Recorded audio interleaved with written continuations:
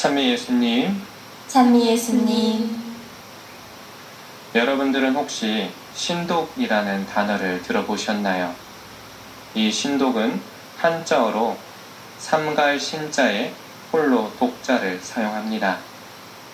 그냥 한자어만 보았을 때 신독이라는 의미는 홀로 있음을 삼가라 라는 의미로 생각될 수 있지만 이 단어의 뜻은 홀로 있음을 삼가라는 것이 아니라 홀로 있을 때에 스스로를 삼가라 라는 의미입니다. 홀로 있을 때 삼가라는 의미가 어떤 의미일까요? 이를 설명을 해주는 또 다른 사자성어가 있습니다.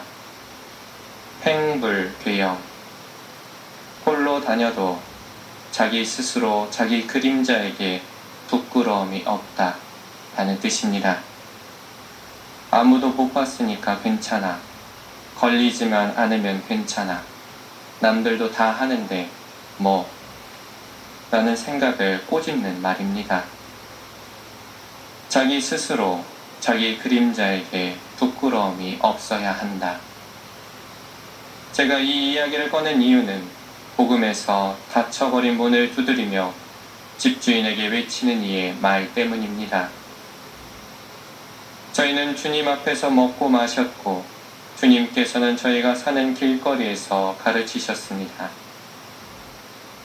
이 말을 우리들의 입장으로 바꿔보면 저희는 성당, 곧 주일 미사에 빠지지 않고 잘 나왔습니다 정도가 될 것입니다.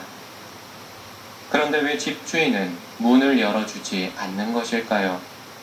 주일 미사에 잘 나오고 묵주기도도 매일같이 바쳤다라면 성실한 신자라고 불릴 수 있을 텐데요. 주일 미사에 빠지지 않는다는 것은 겉으로 드러나는 행동입니다. 다른 사람들이 보기에 참 성실한 신자로 불릴 수 있을 것입니다. 하지만 주일 미사에 빠지지 않고 열심히 기도를 드리지만 그 삶이 그리스도인이라고 불리기 부끄러운 모습이라면 어떨까요?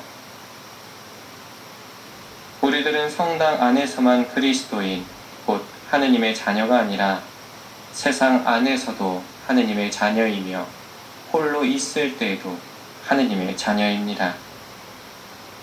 이 하느님의 자녀라는 품위를 잘 지켜 나아가십시오. 혼자 있어 남들이 보지 않는다고 하더라도, 남들이 알지 못한다 하더라도 우리들은 하느님의 자녀입니다. 물론 이 품위를 지키기 어려운 유혹들이 다가오기 마련입니다. 사제로 살아가는 저도 마찬가지이고요. 저에게는 특히 정결의 덕이 많은 위협을 받습니다. 사제들은 정결과 독신을 지키며 살아가야 합니다. 하지만 하느님께서 주신 선물인 성이 유혹으로 다가올 때가 있지요. 성당을 벗어나 로만 카라를 빼면 아무도 몰라볼 텐데 라는 마음이 불쑥 올라옵니다.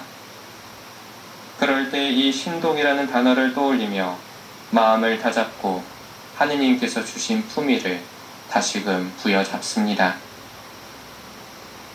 신독이라는 말처럼 우리는 홀로 있을수록 하느님의 자녀로서 품위를 버리는 행동들을 삼가야 합니다.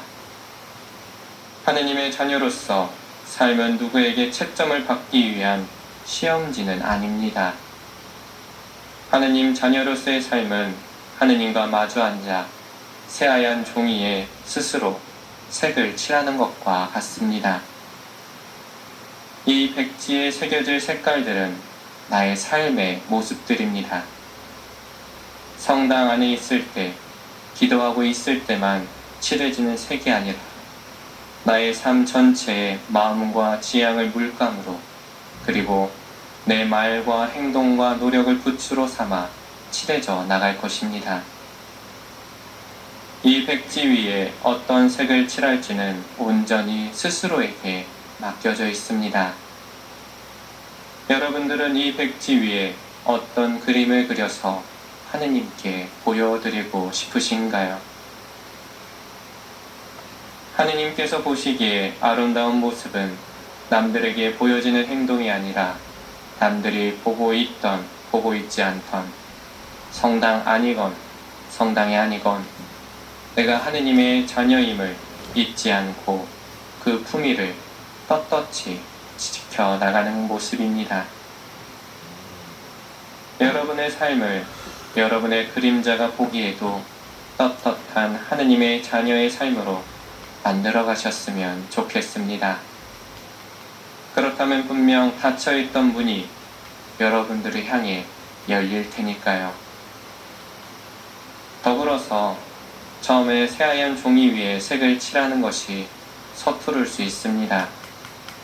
생각한 것처럼 아름답지 않을 수도 있습니다. 나도 모르는 사이에 그 백지 위에 검은색으로 꽉 채워 버렸을지도 모릅니다. 하지만 내 종이가 검은색으로 꽉 채워져 있을지라도 하느님께서는 우리 곁에 계속 계실 것입니다.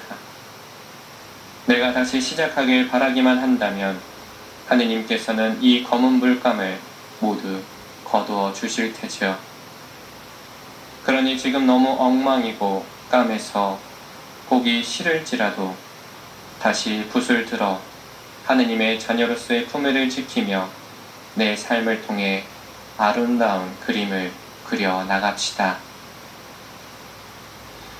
이 독서의 히브리서 바오로 사도의 말씀으로 강론을 마치도록 하겠습니다.